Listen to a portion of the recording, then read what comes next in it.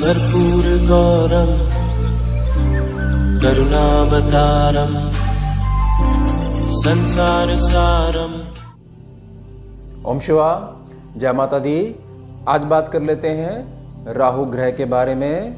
7 गलतियां जो जाने अनजाने हमारे से हो जाती हैं, जिसके फलस्वरूप जो हमारा राहु ग्रह है वो धीरे धीरे वीक होने लग जाता है, और अगर बहुत लंबे समय तक उसकी रेमेडी नहीं करी गई या ध्यान नहीं दिया गया तो हमेशा के लिए खराब भी हो सकता है।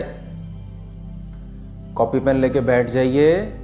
7 बातें मैं लिखवाता हूँ आपको, और स्टेप बाय स्टेप मैं आपको बहुत अच्छे से समझाऊंगा भी।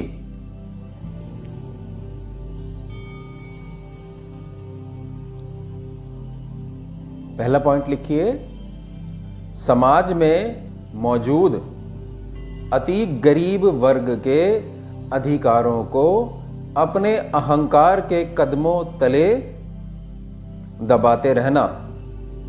इसमें भी मुख्य विषय रोटी, कपड़ा, मकान ही है। राहु ग्रह अगर किसी का भी उल्टा चलने लग जाएगा, यानी कि वीक होने लग जाएगा या साथ नहीं देगा, तो जीवन में जो समाज है, आपके पूर्ण रूप का जो समाज है, समझ लीजिए एक प्रकार से आपके परिवार से अलग, उसका साथ छूट जाएगा और जीवन में कुछ भी नया नहीं कर पाओगे। ये 2 मुख्य तो होंगे ही होंगे आपके साथ। ये 2 मुख्य मैंने बताया आपको। ये प्रभाव एक प्रकार से दुष्प्रभाव ही पड़ेगा ये, क्योंकि राहु का मतलब है कि कुछ भी नया जो आप खुद पैदा कर सकते हो वो क्षमता आपकी 0 कर दी जाएगी अगर वो वीक हो गया तो। अब ये जो पहला जो पॉइंट है, इसमें रोटी, कपड़ा, मकान को लेकर आप किसी अच्छी पोजीशन पे हो और अति गरीब वर्ग है और उसका शोषण करोगे, तो जब राहु की महादशा आएगी ना, और राहु की महादशा जब आती है तो पिछले जन्म में जो आपका एक प्रकार से निम्न कर्म हो गया, जो उसका फल वो भुगतवाता ही भुगतवाता है राहु। और ऐसी स्थिति उत्पन्न कर देता कि आपके पास इस संसार का सारा सुख होगा, फिर भी आप बेचैन रहोगे। ये तो शुरुआत में है। और ये समझिए कि जब तक वो अपने मध्य में आएगा, मतलब 8-9 साल जब तक लगातार महादशा के निकलेंगे, तब तक तो बिल्कुल तोड़ देगा आपको। तो इन बातों का ध्यान रखना चाहिए। शनि, राहु, केतु ये ग्रह ऐसे हैं, अगर आप इनको समझ लेते हो तो आप बहुत कुछ अच्छा भी कर पाओगे। तो इसलिए 7 पॉइंट में जो पहला पॉइंट है, इसमें आपने ध्यान रखना है कि जो पहले से ही पीड़ित है, आप उसका शोषण नहीं करना है आपने बिल्कुल भी, किसी भी प्रकार से। और हर जगह अपनी बात ये मत लेके खड़े हो जाइए करिए कि हम सही हैं, कुछ बात में छोड़ भी दीजिए करिए। कोई बात नहीं, बेचारा वैसे ही भोग रहा है, और इंसान है वो भी, हम भी इंसान है, कभी ये भी बेचारा सेठ रहा होगा लेकिन अब भोग रहा है। चलिए मेरी तरफ से जितनी मदद हो जाए मैं कर देता हूं, मुझे तो इसका आशीर्वाद ही मिलेगा। तब राहु आपके बहुत मजबूत होंगे और किसी भी प्रकार का कोई लॉस नहीं होता है। सारी कैलकुलेशन जब भगवान के हाथ में ही है तो आपका कैसे नुकसान हो जाएगा? नहीं हो सकता। आपको लगेगा तो सही मेरा नुकसान हो गया, लेकिन फिर प्रॉफिट आपका डबल कर दिया जाएगा, तो बात तो वहीं पड़ जाएगी। दूसरा पॉइंट, सामर्थ्य होने के बाद भी हमेशा उधार में सभी सामान लेते रहना तथा झूठ का सहारा लेते हुए गरीब मजदूर वर्ग के पैसों को दबाए रखना। जिनके पास लेबर है और पैसे हैं आपके पास, लेकिन एक आदत आपकी बहुत बुरी है कि खर्च नहीं करोगे आप अपने पैसे, कहीं बाहर से आ जाएंगे तो ही पेमेंट करोगे, तो ये राहु वीक करेगी। और सब कुछ है आपके पास, बहुत अच्छा बंदोबस्त है, फिर भी आप उधार की जिंदगी ही जीना चाहते हो, तो ये भी आपके राहु को डैमेज करेगी। ये कोई अच्छी आदतें नहीं है, और इन आदतों का अनुसरण करने वाला कभी भी व्यक्ति ऊंचा नहीं उठ सकता। महान बनना तो बहुत दूर की बात है, ख्याली पुलाव है उसके लिए। तो ये शुरू की आदतें ही नहीं आपकी ठीक हैं, तो कैसे एक बड़े मुकाम पे आप पहुंच जाओगे? तो इन चीजों का ध्यान रखिएगा। तीसरा पॉइंट लिखिए, हमेशा भोजन जल्दबाजी में ही ग्रहण करते रहना, मतलब जो निगल के खाते हैं ना एकदम से। बहुत अधिक गर्म भोजन को पानी के सहारे से निगल कर ही खाते रहना। बच्चे भोजन थोड़ा सा जल्दबाजी में ग्रहण करते हैं तो बुजुर्ग माता पिता टोक देते हैं, भाई आपकी ट्रेन छूट रही है क्या? उससे भी आप तेज मान लो, और भी तेज स्पीड, तो मतलब ये बोलना पड़ जाए भाई आपकी फ्लाइट छूट रही है क्या? तो ट्रेन वाला पुराना हो गया, आपकी फ्लाइट छूट रही है क्या? एकदम से ऐसे निगल के खाते हो, बिल्कुल चबाते नहीं हो।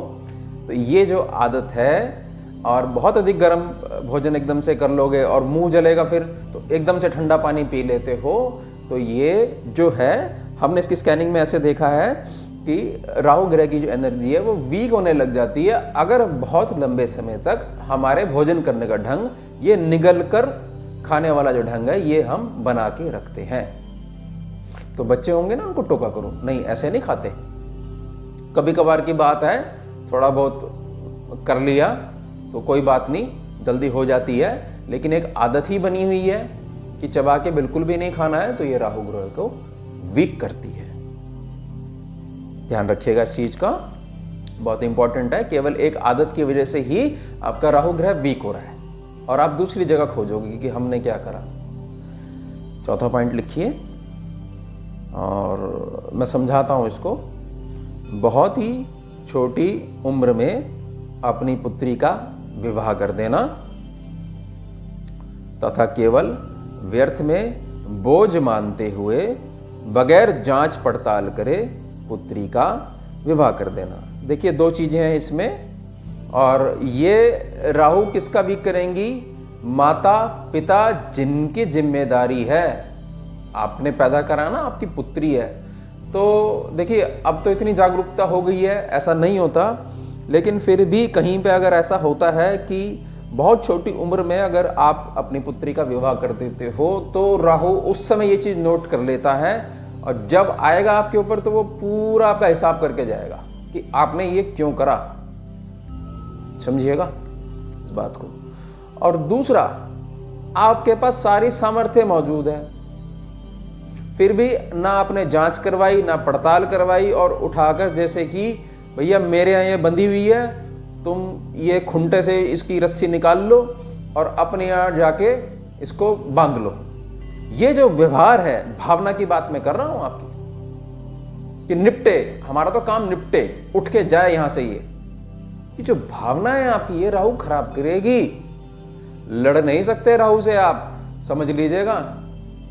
ढूंढते रहोगे, उपाय करते रहोगे, कुछ नहीं बिगाड़ सकते आप उसका, ना उसको सीधा कर सकते हो। सूरज को निकल जाता है वो, आप लड़ लोगे उससे, और वो भी तब लड़ लोगे जब आपने खुद ही गलत काम करे हुए हैं। तो वो जो बोया हुआ आपने है, इसकी बुआई कर रखी है, तो वो तुम ही तो काटोगे, और तुम काट के किसको खिलाओगे? तुम्हें खानी पड़ेगी, तुम्हारी फसल है तो तुम्हारे ही गर्म है। तो ध्यान रखिएगा, ये व्यवहार ठीक नहीं है।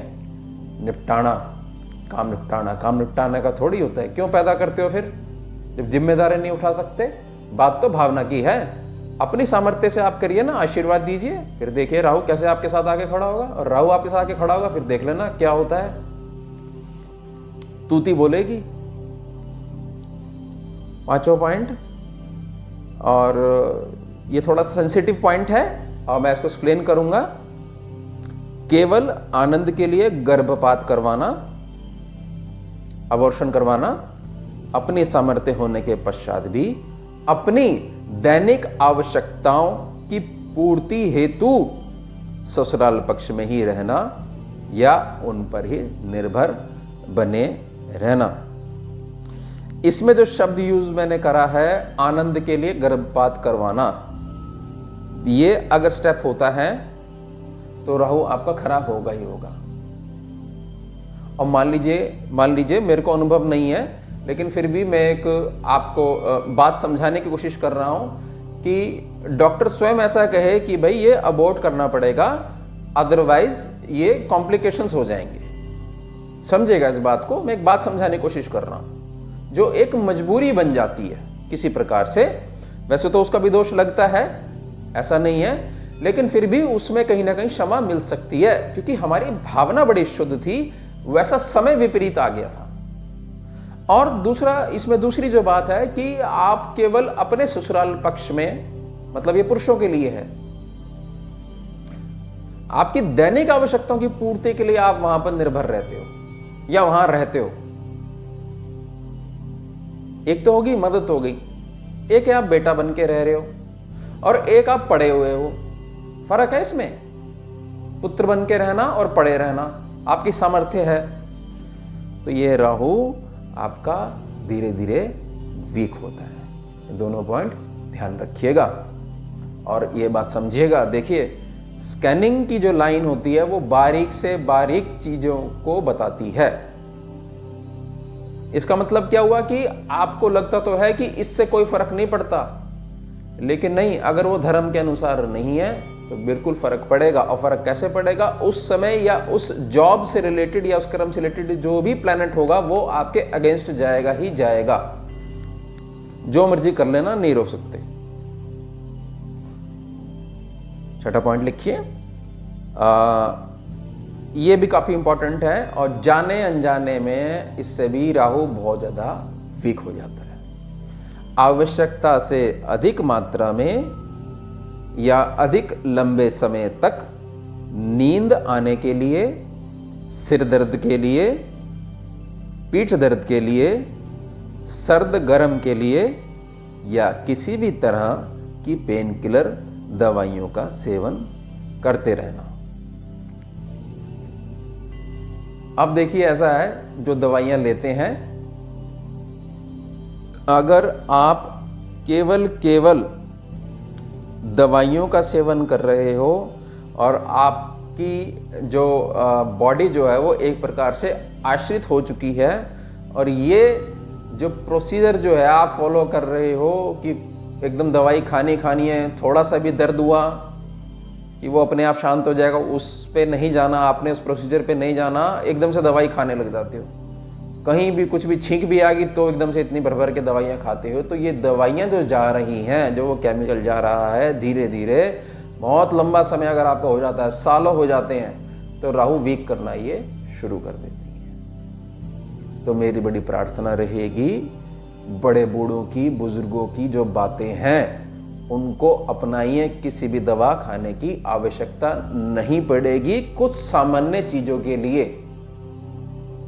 थोड़ा सा पीठ दर्द हो गया, एकदम से भर के दवाई खा ली, ठीक है, तो एकदम से दर्द को दबाने की कोशिश के चक्कर में आप दुनिया भर का जो है केमिकल खा जाते हो। मैं ये पॉइंट यहाँ पर ये क्लियर करने की कोशिश कर रहा हूँ कि बहुत लंबे समय तक, और आवश्यकता जितनी मात्रा जितनी डॉक्टर ने आपको बताई हुई है कि आप कुछ समय दवाई ले लीजिए, फिर ये ठीक हो जाएगा, नॉर्मल हो जाएगा, ऐसा कुछ हो जाता है कभी कभार, लेकिन उसको तो फॉलो करानी है आपने, और एक आदत बना ली, चिपक गई उससे, तो राहु वो आपका वीक करती है। ध्यान रखिएगा, क्योंकि हर दूसरे घर में ये अब समस्याएं हैं पेन किलर वाली। 7वां पॉइंट, नित्य सूर्य अस्त के पश्चात घर में बहुत अधिक धुआं करना, घर की रसोई में अधिक मात्रा में तले हुए भोजन को पकाना। रात के समय बहुत अधिक धुआं होगा घर में अगर, और रसोई जो है आपकी, वहाँ पर तला हुआ भोजन बहुत अधिक मात्रा में अगर आप रोज ही पकाते रहते हो। देखिए, मैं आपको समझाने की कोशिश करता हूँ कि घर में जो अब है, अब आंगन नहीं होता है, ठीक है, आपने एग्जॉस्ट लगाया हुआ, चिमनीज भी आ गई हैं, लेकिन फिर भी आप रोज, आपका नियम है कि घंटा 2 घंटा खूब तला हुआ भोजन आपने खाना है, और जो धुआं जो है, बेसिकली वो धुआं जो उत्पन्न हो रहा है वो आप सभी का और उस घर का राहु वीक करता है। और इसको ऐसा समझिए इस पॉइंट को कि ओपन किचन है, मान लीजिए ओपन किचन कौन सी हो गई? चूल्हा, जो गांव में चूल्हा होता है, बिल्कुल ऊपर से आसमान बिल्कुल क्लियर, कुछ भी करते रहो धुआं कहां बैठेगा? धुआं सीधा आकाश में जाएगा, तो राहु वीक नहीं होगा।